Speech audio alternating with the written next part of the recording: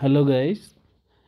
मो स्त्री बहुत दिन पर मते आज कहला कि आमे बुलवा को जीवा सब बड़े मत गोटे बुलिया नौ ना आज मुझे बुलवा बोले ठीक अच्छे चल जीवा। आमको नवा को भाई भौणी आसते तापर आमे बाहरी गलु प्रथमे गड़कुज जगन्नाथ मंदिर सेठी जाई जगन्नाथ प्रभु को दर्शन कलु। दर्शन कर सारा भौणी कौच तू कौन मोबाइल रेकर्डिंग करचु बोली हाँ टे करुच्ची स्त्रीटा मोर टे बेसी पसंद करे तो रेकर्डिंग करने को ना हौ कर कर।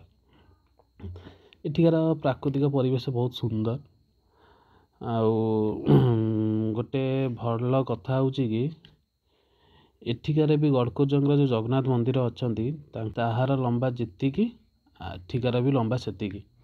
एक्चुअली येटा 68 मीटर कि 73 मीटर मोर ठीक से मन पड़ूनी किंतु गड़कुजंग जगन्नाथ मंदिर और पुरी जगन्नाथ मंदिर हाइट पूरा सामान। तापर मंदिर पाखे भी आमर अन्य भी पार्श्व देवता बहुत अच्छा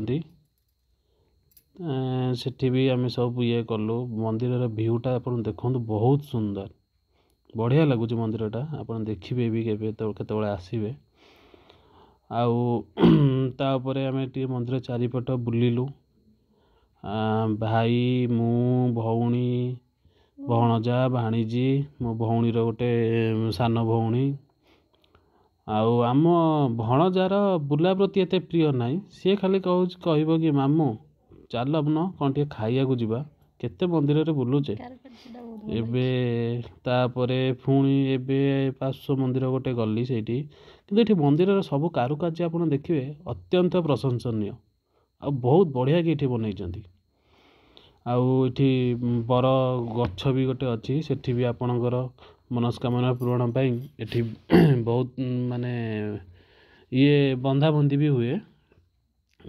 तापर आमे गलु टिके चारिपाख बुलिलु सेठी आपणकर खाइबा पाई अन्नप्रसाद भी व्यवस्था अच्छी भोग भी अच्छी पूजा भंडार भी से भितर पाइबे। आ मंदिर सामना पटरू देखंतु मेन एंट्रांस गेट एटा चारिपटर भी बहुत सुंदर लगे आपन को। सेठी के समय पर आमे फोटो उठेबू बोली किए फोटो उठेबू आमे जानी पारलुनी से पाखे केते जन थिले भी ना डाकिल टे फोटो उठे दियो तापर सेल्फी भी निजे नेलु सेल्फी तापर आउ गोटे आपन देखंतु मंदिर सामने जगन्नाथ प्रभु भी अच्छी किंतु से गोटे माने कोणरे आउ मुह को लुचेकी अच्छा तापरे दर्शन करिक आम पुणी बाहरी गलु आम किया सेल्टक्स रे समस्ते हसुचंदी सेकेंड पुणी एबे बाहरलु जीवाको आमे महावीर जोटा कि प्रसिद्ध होउछ हमर हनुमान जी मंदिर पर।